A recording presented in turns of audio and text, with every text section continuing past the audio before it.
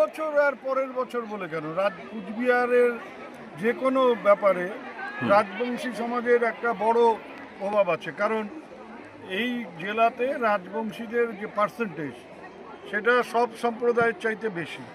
তা সেই ক্ষেত্রে রাজবংশীদের বাদ দিয়ে কুচবিহারে কিছু হতে পারে না, বা হয়ও না, কেউ ভাবেও না সেটা।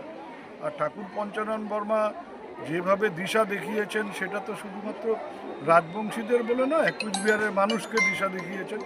সেই পথেই সবাই এগিয়ে চলবার, শিক্ষা, নারী শিক্ষা, তাদের সচেতনতা, তাদের স্বাধীনতা নিয়ে যে বার্তা তিনি দিয়ে গেছেন, সেগুলোই সবাই মিলে সেই পথেই এগিয়ে যাওয়ার চেষ্টা করছে। আমরা যদি দেখি কুচবিহারের রাজনীতিতে, বিশেষ করে যখন আমরা রাজবংশী সমাজের কথা বলবো, একদিকে বংশীপতন এবং অন্যদিকে অনন্ত মহারাজ, এই দুটি নাম বারবার উঠে আসে। তো তারা কিন্তু বিভিন্নভাবে রাজবংশী সমাজকে প্রভাবিত করছে। এবছর তাদের কতটা প্রভাব পড়তে চলেছে? এবং আমি এই ব্যাপারে কারো নাম বলে কিছু বলতে চাই না। আমি জানি যে কুচবিহারের রাজবংশী সমাজের মহিলা পুরুষ তারা আমাদের সাথে আছেন, এবং কারো আর বাকি কার সাথে আছেন না আছেন আমি সেটা নিয়ে আমার মাথা ব্যথা নেই।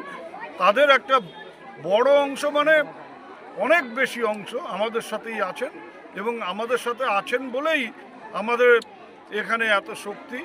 এছাড়া তাদের বাদ দিয়ে আমাদের এই শক্তি হতে পারত না। কুচবিহারের যে রাজবংশী সমাজ এবং অন্যান্য যারা ব্যক্তিত্ব রয়েছে তাদের প্রতি কি বার্তা থাকবে এবার?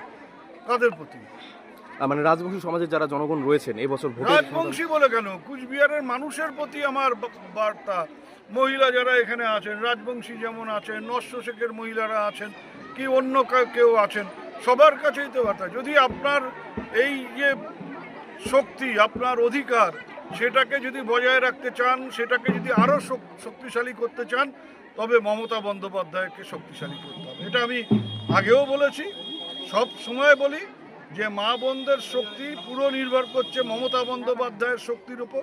মমতা বন্দ্যোপাধ্যায়ের হাত যত শক্তিশালী হবে, আমাদের মা বোনেরা, গ্রামের কৃষক, সাধারণ মানুষ সবাই তত বেশি শক্তিশালী হবে।